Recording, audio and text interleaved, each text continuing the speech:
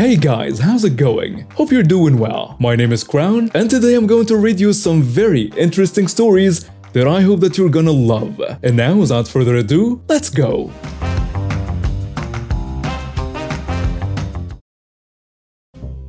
Now, normally I don't care about the cast, but for those new to the entitled community, there is me, some kid across the street, the entitled mom, the kid's dad, the autistic kid, he's actually autistic, so please don't say I'm trying to be offensive, and the teacher. Howdy folks, let me tell you all a story about the time I got caught up in a wild ride with an entitled parent, all because of a simple school project. You see, this all happened in my 7th grade Texas history class, and boy, was it a day to remember. It was a regular old Tuesday, and a teacher told us to form groups and pick 3 innovations that were made in Texas and affected the economy. My group was a typical bunch of 7th grader, and we decided that Barney, that friendly purple dinosaur, was a top choice for our list. You know, the one that sings and dances on TV. We figured he was made in Dallas, so why not? Part of the assignment was to draw a picture of our chosen innovation. Now, to get some reference images for our artistic endeavors, I hopped on a trusty school computer and googled Barney. I was looking through the images trying to find a decent one when I stumbled upon a peculiar photo. It was a mugshot of Barney, and the charge was drunk and disorderly. I couldn't believe my eyes, so I showed it to my friend for a quick laugh. This is where the craziness begins. The autistic child, that's his initials by the way, came up to us and looked over my shoulder. He saw the mugshot and exclaimed, "Barney killed someone?" I was taken aback and didn't know how to respond. The kid then dashed over to the teacher and yelled, "Barney killed someone!" The teacher, looking quite alarmed, asked, "Who told you that?" And the kid quickly responded, "Somebody told me." The teacher turned his attention to me and walked over as I was trying to Google 3D printers for our project. He said, "Show me your search history." I replied, "I'm on private browsing, there is no history." But the teacher insisted. "Okay, press the back arrow." So I complied and clicked the back arrow, which revealed my previous search, Barney the Killer, in the search bar. The teacher looked at me with a puzzled expression and asked, "Why were you Googling that?" I explained after we found out that Barney was made in Dallas, we decided to use him as our first innovation. While looking up photos for insert name here to trace, I came across this photo pointing at the mugshot that came with my last Barney search. And that's when the entitled child saw it and he went to you and said what he said. I was just curious, that's all. The teacher nodded. "Well, there isn't really any proof." Then he extended his hand. "Give me your phone." I hesitated but eventually handed my phone over. The teacher examined it for a few minutes and then handed it back saying, "Here is your phone. Don't look up any more inappropriate things." So I thought that was the end of it, but little did I know that my day was about to take an unexpected turn. As I went to my next period, I was suddenly called to the principal's office.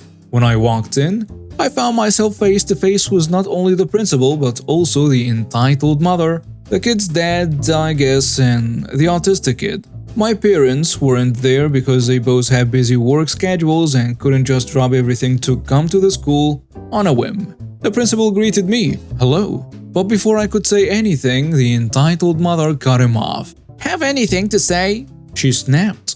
I replied hesitantly, if it's about the Barney thing, then… The entitled mother interrupted again. "No, don't play dumb with me." The principal, a bit flustered, tried to intervene. "Ma'am, if you could please be silent and let this young man explain his side regarding the bullying reports." I was taken aback by the mention of bullying. Bullying? I never did any such thing. I protested, but the entitled mother was having none of it. "Yes, you did." I challenged her. "Do you even have proof, bro?" "Yeah, I actually said that." But the entitled mother responded, "You know exactly what I mean." I shook my head, genuinely confused. "I really don't." The entitled mother started to lose her cool. She began screeching, reaching into her purse and pulled out pepper spray along with one of those self-defense metal rods. She began advancing towards me, spraying pepper spray and swinging the stick menacingly. In the heat of the moment, I had to act fast. Now here is the kicker. I'm in the Sea Cadets and I have some martial arts training under my belt. I knew how to handle such situations. First, I grabbed the wrist she was swinging the stick with to gain control. She tried to break free, so I twisted her wrist, causing her to drop the stick. While she was momentarily distracted by the pepper spray, I snatched it from her hand and sprayed it back at her. Before long, the school police arrived, summoned by the principal who had been calling them, and the kid's dad was trying to hold back the entitled mother, and the autistic kid was sitting in his chair. Before long, the school police arrived, summoned by the principal who had been calling them. The kid's dad was trying to hold back the entitled mother, and the autistic child was sitting in his chair, still not fully comprehending the situation. The entitled mother was arrested on the spot, and I wasn't entirely sure what happened after that. I learned that a court date was set for a week later, and I promised myself to update everyone on how things unfolded when I got the news. I still can't believe how a simple village beauty pageant for little girls turned into a chaotic showdown that made it to this subreddit. It was a hot summer day, and our small village decided to host a fair to raise money for the volunteer firefighters. They needed new equipment, and everyone in town came out to support them. But as always, some moms and grandmas took things way too seriously. The pageant had two categories: 2 to 4 years old and 5 to 6 years old. The rules were simple. The kids just had to walk down the runway in their cutest dresses. That's it. No elaborate talent acts or anything like the big televised pageants. It was in a massive tent, big enough for about 1,000 people, but only a third filled with moms, grandmas, and anyone who couldn't escape fast enough. My brother's ex-mother-in-law was one of the most enthusiastic attendees, and she brought her 3-year-old granddaughter to compete. The older kids had already done their thing, and now it was time for the little ones. This cute 3-year-old girl, all dolled up in her pretty white dress and makeup, stepped onto the stage. She was adorable, and all she had to do was walk from one side to the other and back. But there were these lovely flower arrangements in the middle, and the child couldn't resist stopping to smell them, completely oblivious to the rest of the world. The crowd was loving it, and everyone was going, "Aww." Then, out of the blue, my brother's ex-mother-in-law lost her mind. She stood up and shouted, "What are you doing? You're trying to steal the show. That's so unfair." She stormed onto the stage, grabbed the poor kid's arm, and dragged her off. The child began to cry and scream for her mom. It was a big mistake. Grandma, she had awakened the Mamabear. The little girl's mom rushed onto the stage, grabbed her by the hair, spun her around, and screamed, "Let my daughter go." In her shock, Grandma let go for a moment, and that was all Mamabear needed to retaliate. She unleashed the powerful right hook, the kind Muhammad Ali would have admired. It broke Grandma's nose and gave her a hairline jaw fracture. Grandma, who was maybe in her mid-50s, shrieked and attempted to strike back, but the volunteer firefighters intervened and pulled them apart. At this point, the pageant had turned into a complete circus, but Grandma insisted on involving the police. They separated the two women, one on each side of the tent, and awaited the arrival of the cops. When the officers arrived, they began interviewing witnesses to piece together what had happened. After gathering some information, they turned to Grandma for her side of the story, and she insisted on pressing charges. The cop tried to convince her otherwise, warning that if she continued, they would be prosecuted to the full extent of the law. Grandma could not tolerate the idea that her actions would land her in hot water. However, she kept interrupting the cop before he could finish his warning. The officer gave up and said, "You asked for it." And Grandma was subsequently arrested for kidnapping a minor, and the realization finally hit her. She might be in real trouble. She tried to backtrack, but the cop reminded her that she had numerous chances to de-escalate the situation, yet she persisted in wanting to get a mother into trouble for defending her child against a crazy lady, as the cop put it. Grandma couldn't accept that she was a villain here and tried to attack the cop. In response, she got tasered by his partner. 6 months later, Grandma appeared before a judge and was sentenced to 2 years of probation and 1,000 hours of social work. As for the mom, she received something far sweeter than punishment, a cake from all her neighbors. They all loathed the grandma, particularly after her antics at the pageant. Any charges against the mom were dropped because she had acted in self-defense of her daughter against a potentially dangerous kidnapper. There was a brief argument in court about whether it was justified for her to punch the grandma given that grandma had already let go of the child. However, her lawyer argued that she couldn't have known if the danger had truly passed or if the grandma had simply released the child to attack her, so punching the grandma was deemed fully justified. I'm a 20-year-old woman and my husband is 36. We got married last year and are currently 12 weeks pregnant, which is super exciting for us. But here is the thing. We've had a little disagreements with my parents that's been bothering me, and I want to know if I'm the jerk in this situation. To give you some context, my husband and I had very different upbringings. His parents are super nice, welcoming, and treated me like a daughter even before we were engaged. But my family, well, not so much. My dad was pretty authoritarian, and as I've come to realize, emotionally abusive as well, though I did not recognize it at the time. Many friends and specialists I've talked to have described him that way too. My mom, on the other hand, was a wonderful stay-at-home mom, caring and loving, but she never really stood up for us when my dad was acting wrong. She privately tells us she agreed with us, but it wasn't her place to question him. Since my parents became empty nesters, my dad has improved somewhat, but he still doesn't think he did anything wrong with the way he raised us. Or maybe just one or two things. Whenever we brought it up, he dismisses our concerns, saying that children always complain about their parents and that apologizing now won't make a difference. I strongly disagree. Being surrounded by the love of my wonderful husband and his family, and now with our little one on the way, I've come to realize just how awful my upbringing was. My biggest goal in life is to be nothing like my parents when it comes to raising my own children. Now, my parents were overjoyed to hear about their first grandbaby. They talked about how I could always leave the child with them if my husband and I ever needed a babysitter, and it sent shivers down my spine. I have flashbacks of all the yelling, feeling neglected and unloved, and all those strict rules and punishments. My dad noticed something was up, asked if something was wrong, and I tried to brush it off by saying that my husband's family was closer, so we probably rely on them more for babysitting, but he didn't buy it. He asked if we had a problem leaving our child with them. Hormones got the better of me and I answered. I told him that I didn't trust them to leave my child alone with them. I didn't believe that they would treat my child better than how they treated me, and I didn't want my child to ever feel the way I felt growing up. Their reaction was surprising. My mom got misty-eyed and my dad was shocked, asking why I would say something like that.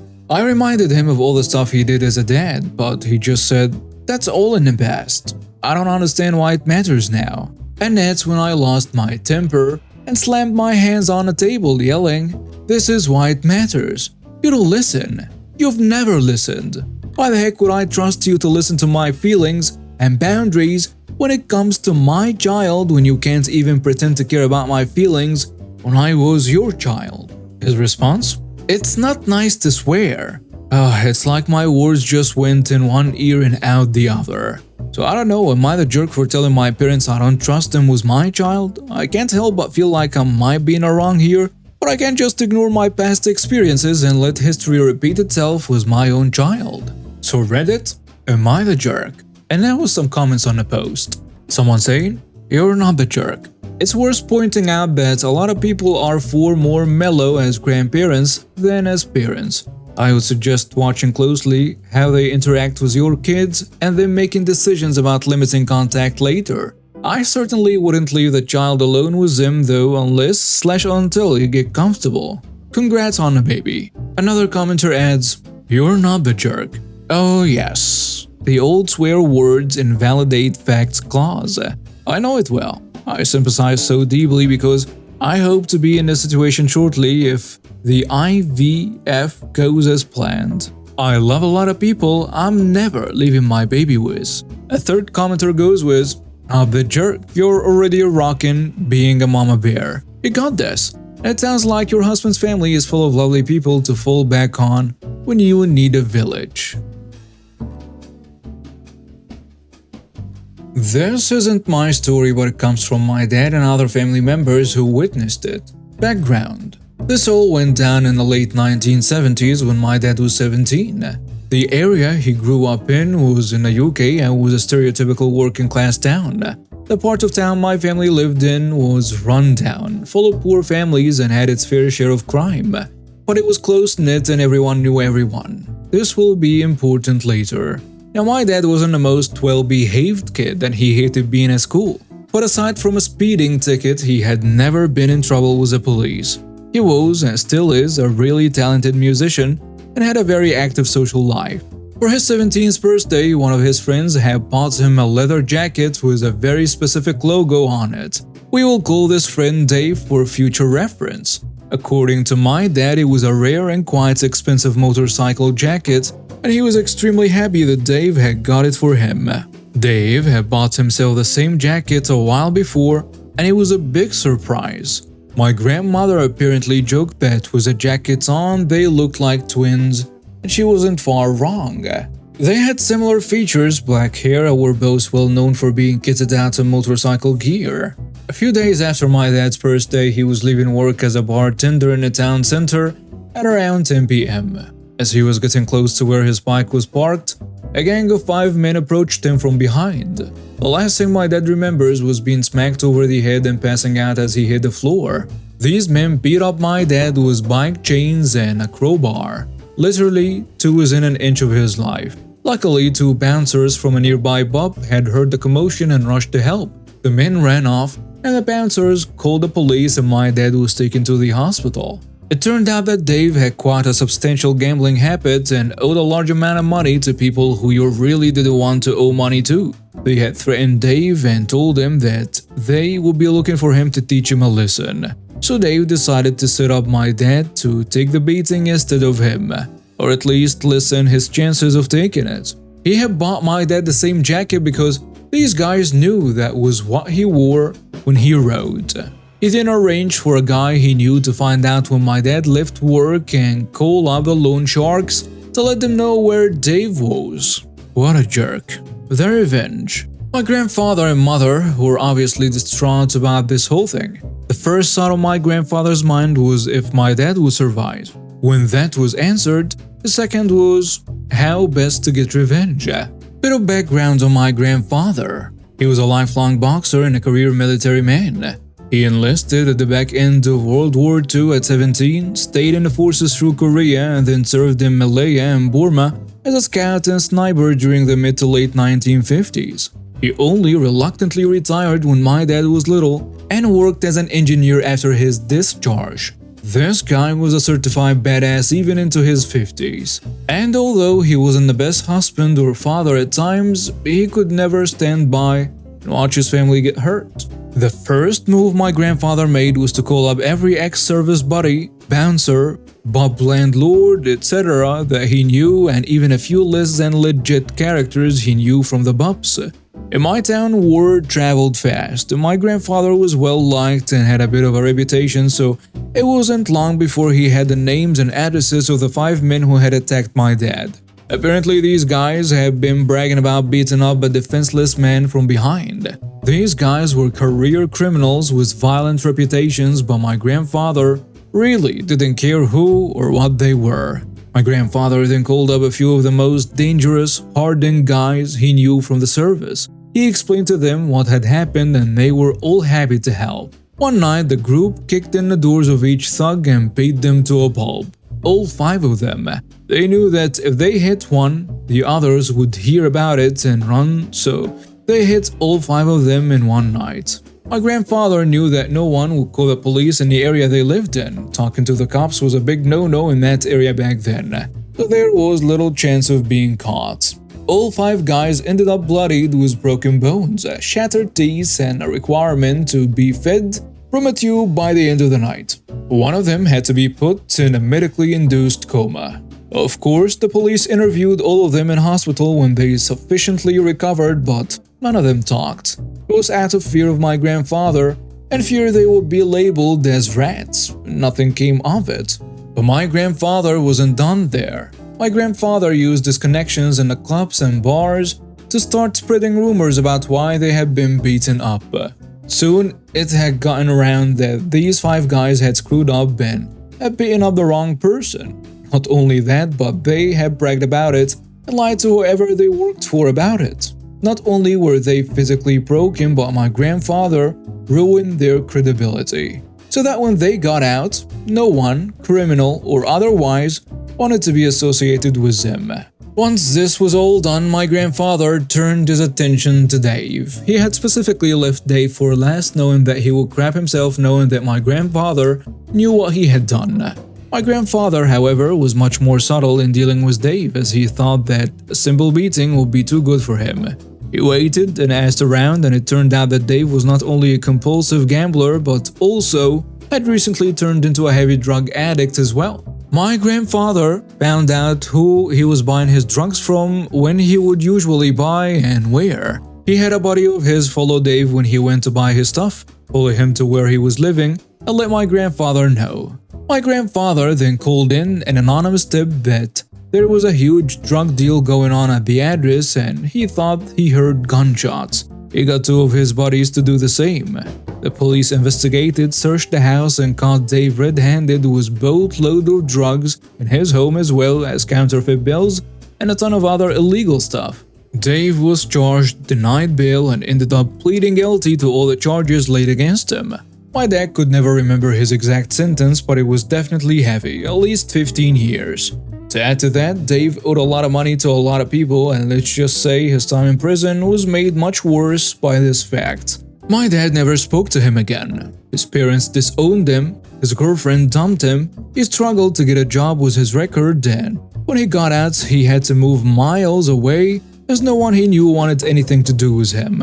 My dad eventually recovered from his injuries, although you can still see various scars on his body from the beating he took.